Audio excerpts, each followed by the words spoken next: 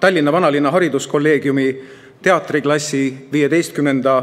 lennu noored vilistlased, kellest mitmed jätkavad ka koos teatrumiga ja nendelt näete etüüde, laulde, mängukatkeid. Nad on Tõnis Rätsepa ja Lembit Petersoni õpilased, Magdalena Maasik, Priit Põldmaa, Moona Mii Mikkin,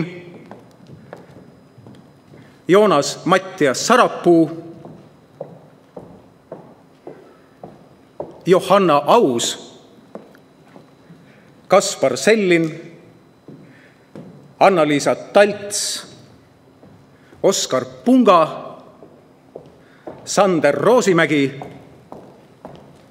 ja Leander Meresaar.